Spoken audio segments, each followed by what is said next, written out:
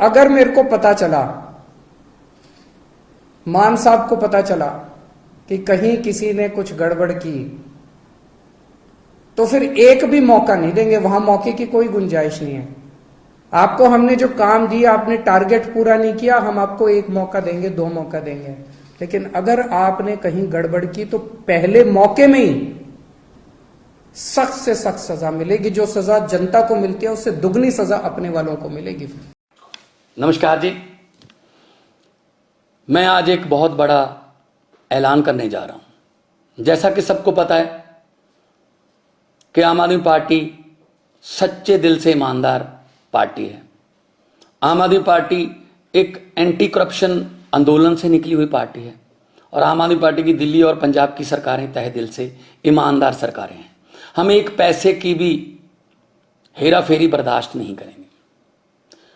जब मैं पंजाब में चुनाव प्रचार करता था, गांव गांव जाता था, कस्बों में जाता था, तो लोगों के चेहरे पर मैं एक उम्मीद देखता था।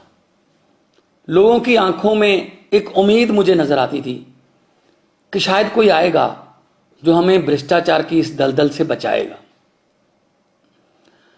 जब मेरा नाम मुख्यमंत्री के लिए अनाउंस किया गया, तब भी मुझे अरविंद केजरीवाल जी ने कहा था कि भगवंत जो मर्जी हो जाए, हमने भ्रष्टाचार बर्दाश्त नहीं करना। मैंने उनको वचन दिया था कि एक पैसे के भी हेरा फेरी बर्दाश्त नहीं करेंगे, चाहे वो अपने हों हेरा फेरी करने वाले, चाहे बेगाने हों। इसी सिलसिले में मेरे ध्यान में एक केस आया कि मेरी सरकार का, पंजाब सरकार का कैबिनेट मंत्री अपने डिपार्टमेंट में टेंडर और बाकी खरीद फरोख्त में से 1% कमीशन मांग रहा था। तो मैंने उसको गंभीरता से लिया। यह मामला सिर्फ मेरे पास ही है, मीडिया के पास इसकी कोई जानकारी नहीं है, विरोधियों के पास इसकी कोई जानकारी नहीं है। मैं चाहता तो इसको दबा सकता था।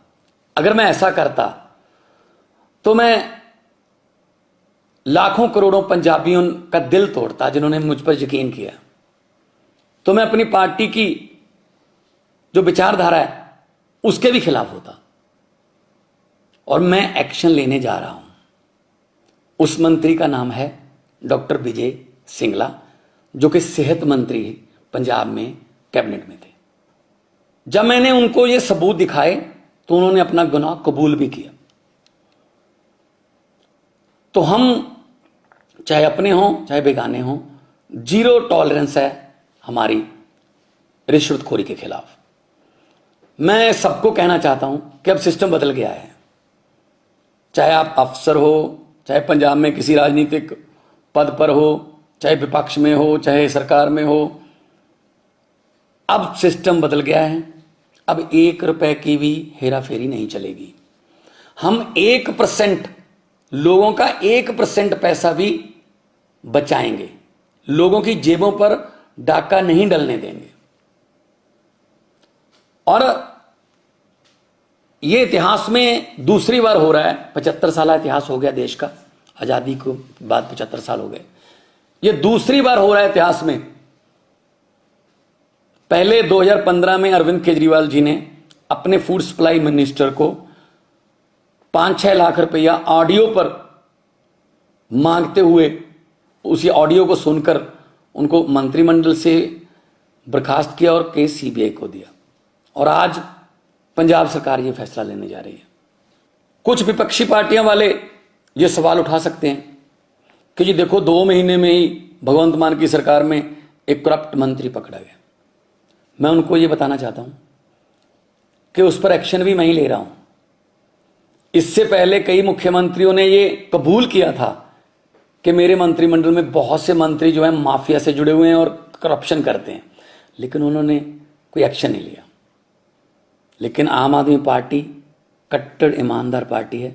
हम अपने मंत्री पर सख्त एक्शन ले रहे हैं और पुलिस का मामला भी, पुलिस को उसके खिलाफ कार्रवाई करने के निर्देश भी दे रहे हैं। बहुत से लोग ऐसे हैं जिनके दिल में, जिनके दिमाग में ये धारणा है कि ये करप्शन का ताना बाना बहुत बड़ा है, ये टूट नहीं पाएगा, ये करप्शन ऐसी चलती रहेगी। बिल्कुल भी ऐसा नहीं है।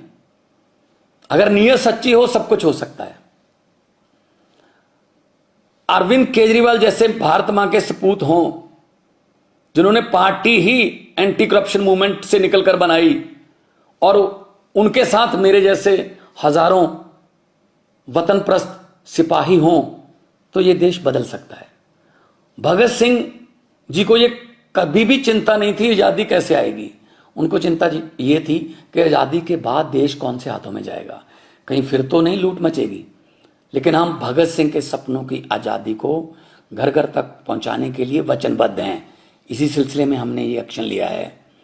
मैं फिर दोबारा कहना चाहता हूं भ्रष्टाचारियों को, जो देश को लूट रहे हैं, जो गरीबों का हक मार रहे हैं कि जितने मर्जी इकट्ठे कर लो, पैसे, हीरे, मोती, मगर ख्याल इतना रहे कफन पे जेब नहीं होती, सब कुछ यहीं रह जाएगा।